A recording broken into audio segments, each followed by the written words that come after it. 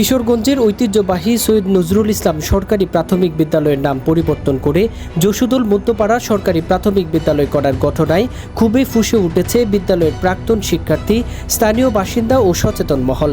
তারা অবিলম্বে বিদ্যালয়ের পূর্বের নাম পুনর্বহালের দাবি জানিয়েছেন। এটা শুধু একটা নাম না, এটা ঐতিহ্যের সাক্ষী। এখানে অনেক স্মৃতি বিজড়িত কাহিনী আছে যা এটার নামের সাথে জড়িত। আমরা আমাদের সাধারণ জনগণ এবং প্রাক্তন শিক্ষার্থীরা যারা অবস্থান করতেছে তারা সবাই এই বিষয়ে ক্ষুব্ধ এবং একদমই মেনে নিতে পারতেছে না আর কি বিষয়। অনেক দল আসছে গেছে, আরো আসবে যাবে, কিন্তু নাম পরিবর্তন হয়নি। কিন্তু আজ এই সৈয়দ নজরুল ইসলাম সরকারি প্রাথমিক বিদ্যালয়ের নাম চেঞ্জ করে কেন যশোদল মধ্যপাড়া দেওয়া হলো, এই প্রশ্নটা আমি সকলের কাছে জানতে চাই।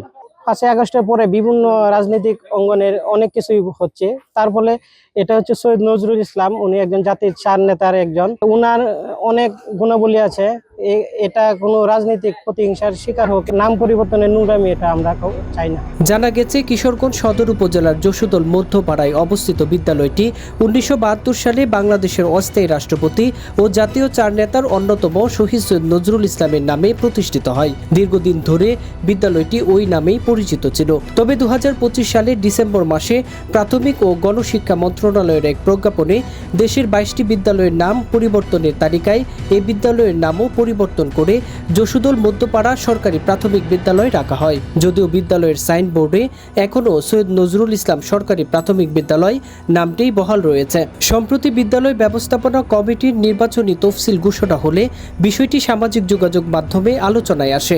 এরপর থেকেই স্থানীয় সুশীল সমাজ ও বিভিন্ন রাজনৈতিক নেতারা এই সিদ্ধান্তের তীব্র সমালোচনা ও নিন্দা জানান। সৈয়দ নজরুল ইসলাম সরকারি প্রাথমিক বিদ্যালয়ের সাথে কিন্তু আমাদের আবেগ এবং অনুভূতির একটা বিষয় জড়িত আছে। পাশাপাশি উনি তো ওনার একজন জাতীয় চার নেতার মধ্যে অন্যতম একজন নেতা। আমরা দলমত নির্বিশেষে কোনোভাবেই ওনার এই নাম পরিবর্তনের বিষয়টিকে আমি আমার দৃষ্টিকোণ থেকে আমি সমর্থন করি না। আমি এটা তীব্র নিন্দা এবং প্রতিবাদ জানাই। তাদের দাবি, দেশের একজন জাতীয় নেতার নামে প্রতিষ্ঠিত বিদ্যালয়ের নাম পরিবর্তন অনাকাঙ্ক্ষিত ও ইতিহাস বিরোধী সিদ্ধান্ত। তারা দ্রুত নাম পরিবর্তনের সিদ্ধান্ত বাতিল করে পুনরায় সৈয়দ নজরুল ইসলাম সরকারি প্রাথমিক বিদ্যালয়ের নাম বহালের জন্য সরকারের প্রতি আহ্বান জানিয়েছেন। 1971 সালের যুদ্ধের পরে সৈয়দ নজরুল ইসলাম অস্থায়ী রাষ্ট্রপতি ছিলেন। ওনার এলাকা, ওনার নিজ স্কুল নিজ নামে প্রতিষ্ঠিত করা। আসলে নামটা পরিবর্তনের সরকার পরিবর্তনের পরেও কেউ কোনোদিন এই নামের বিরুদ্ধে, এবং সৈয়দ নজরুল মেডিকেল কলেজ আছে ওই নামের বিরুদ্ধে কেউ কোনোদিন প্রতিবাদ করে নাই। আসলে হঠাৎ করে এই স্কুলের নামটা পরিবর্তনের জন্য আমি আসলে এলাকাবাসীর পক্ষ থেকে এবং এলাকাবাসী সহ আমরা অনেকে দুঃখ প্রকাশ করছি এবং আমরা চাই আগের নামটা পুনর্বহাল থাক। এ বিষয়ে কিশোরগঞ্জ সদর উপজেলা প্রাথমিক শিক্ষা অফিসার মমতাজ বেগম জানান, অন্তর্বর্তীকালীন সরকারের আমলে বিগত আওয়ামী লীগ সরকারের সাথে জড়িতদের নাম পরিবর্তনের জন্য মন্ত্রণালয় থেকে চিঠি আসে। 2024 সালের আগস্ট পরবর্তী সময়ে আমাদের আর কি একটা চিঠি আসে যে ফ্যাসিস্ট সরকারের সাথে জড়িত যাদের, তাদের নামে বা সাবেক প্রধানমন্ত্রীর নামে, ফ্যামিলির কারো নামে যদি কোনো প্রতিষ্ঠান থাকে তাহলে সেই নামগুলো পরিবর্তন হওয়ার জন্য একটা চিঠি আসে।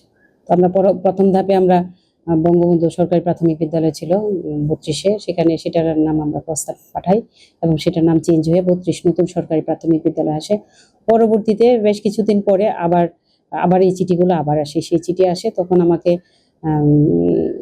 আমার ডিপিও স্যার আমাকে বলেন যে ডিসি অফিস থেকে ওনাকে বলছে যেন এটার জন্য আবার এই নামটার, স্কুলটার নাম চেঞ্জ করা হয়, এবং ইউনূস স্যারও আমাকে বলেন যে এই নামটা চেঞ্জ করার জন্য যেন আমরা আবার শিক্ষা কমিটি মিটিং করি। তো সেই প্রেক্ষিতে আমাদের যে কোনো ডিসিশন যদি নিতে হয় তাহলে আমরা শিক্ষা কমিটির মাধ্যমে নিয়ে থাকি। তো শিক্ষা কমিটির আবার মিটিং ডাকা হয়, মিটিংয়ের ডিসিশন হয় যে সৈয়দ নজরুল ইসলাম সরকারি প্রাথমিক বিদ্যালয়ের পরিবর্তে যশোদল, যেহেতু স্কুলটা যশোদল ইউনিয়নে, সেই যশোদল মধ্যপাড়া সরকারি প্রাথমিক বিদ্যালয় করা হবে। তো সেই শিক্ষা কমিটির রেজুলেশনের প্রেক্ষিতে আমরা এটার নামটা প্রস্তাব পাঠাই। কিন্তু পরবর্তীতে শিক্ষকরা সেটা জানতে পারে এবং তারা আসে বলে যে ম্যাডাম, এলাকার লোকজন তো চাচ্ছে না স্কুলটার নাম চেঞ্জ হোক। পরে আমি তখন বলি যে দেখেন, এটা তো সরকারি সিদ্ধান্ত, সেখানে তো আমার কিছু করার নাই, আমাকে রেজুলেশন করে পাঠাতে হয়েছে, শিক্ষা কমিটির মিটিংয়ের মাধ্যমে রেজুলেশন করে পাঠাইতেছে, আমি সেটা পাঠাইছি। তো তারপরে পাঠানোর কয়েকদিন পরে আমরা অনলাইনে দেখি যে আমাদের স্কুলের নামটা চেঞ্জ হয়ে আসে, যে নামটা পাঠানো হয়েছে যশোদল মধ্যপাড়া হিসেবে সেই নাম আসে, কিন্তু আমরা প্রজ্ঞাপনটা পাই না। পরবর্তীতে অনেকদিন পরে সেই প্রজ্ঞাপন আসে।